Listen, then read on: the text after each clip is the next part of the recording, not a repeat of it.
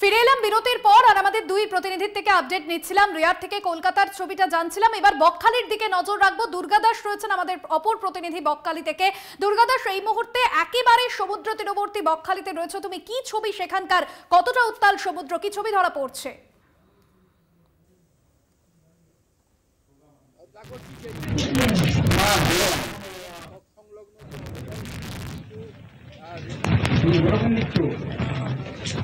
না করলেও কিন্তু আছড়ে পড়ার মতো একটা অবস্থা সৃষ্টি হয়েছে, যার কারণে প্রায় 70 থেকে 80 কিলোমিটার বেগে ঝড় ইতিমধ্যেই শুরু হয়ে গেছে।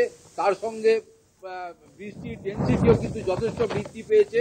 ইতিমধ্যে তোমাকে বলে রাখি যে আমরা দুপুর থেকে যে কথা বলে আসছিলাম যে জলের স্তর, অর্থাৎ সমুদ্র এবং সমুদ্র উপকূলবর্তী যে সমস্ত ছোটখাটো খাঁড়ি বা নদীগুলো রয়েছে, সেখানে এখনো পর্যন্ত যা খবর প্রায় 10 থেকে 12 ফুটের মতো জলস্তর বৃদ্ধি পেয়েছে। এবং সময় যত গড়াচ্ছে, সমুদ্র যত ফুলে উঠছে, পূবের বাতাস যত বাড়ছে, তত কিন্তু এই সমস্ত যে খাঁড়ি বা ছোট ছোট নদীগুলো, যেমন হাতানিয়া, দোয়ানিয়া থেকে শুরু করে একাধিক নদী রয়েছে, সেই নদীগুলো কিন্তু প্রায় প্লাবিত হওয়ার উপক্রম হয়েছে। এবং নদী সংলগ্ন যে সমস্ত বাঁধগুলো রয়েছে, সেগুলো কিন্তু যথেষ্ট বিপর্যস্ত হয়ে গেছে বলে আমাদের কাছে খবর। এবং আর যদি জলস্তর বেশ কিছুটা বাড়ে এবং বাতাসের যে মানে গতি, সেটা যদি ইতিমধ্যে যেটা 70-80 কিলোমিটার ছুঁয়েছে, সেটা যদি 100, 120 বা 30 কিলোমিটার হয়, তাহলে এই বাঁধগুলো কিন্তু অচিরেই ভেঙে পড়বে এবং এই বাঁধ সংলগ্ন যে এলাকাগুলো, সেগুলো কিন্তু প্লাবিত হবে। এবং সেই কথা মাথায় রেখে দক্ষিণ 24 পরগনা জেলা প্রশাসন ইতিমধ্যেই কিন্তু ডিজাস্টার ম্যানেজমেন্ট গ্রুপ থেকে শুরু করে, পুলিশ থেকে শুরু করে, এই উদ্ধার কর্মী থেকে শুরু করে এই প্রিপারেশনটা কিন্তু ইতিমধ্যেই নিয়ে রেখেছে।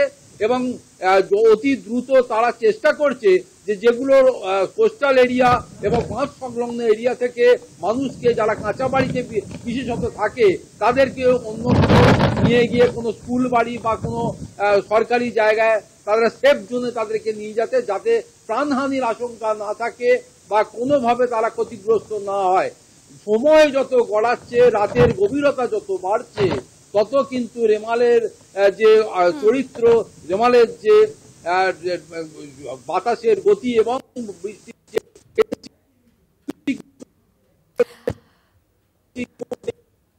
একদমই দুর্গাদাস, বোঝাই যাচ্ছে যে রাত যত বাড়বে এই গতিবেগ তত বাড়বে এবং স্থলভাগের সঙ্গে যে ব্যবধান রেমালের, সেই ব্যবধানও কিন্তু ধীরে ধীরে কমতে থাকবে। আপাতত ধন্যবাদ। দুর্গাদাস বন্দ্যোপাধ্যায় ছিলেন আমাদের প্রতিনিধি বকখালি থেকে। পাশাপাশি রিয়া, তোমাকেও ধন্যবাদ জানাবো। রিয়া মাঝি আমাদের অপর প্রতিনিধি ছিলেন প্রিন্সেপ ঘাট থেকে সরাসরি।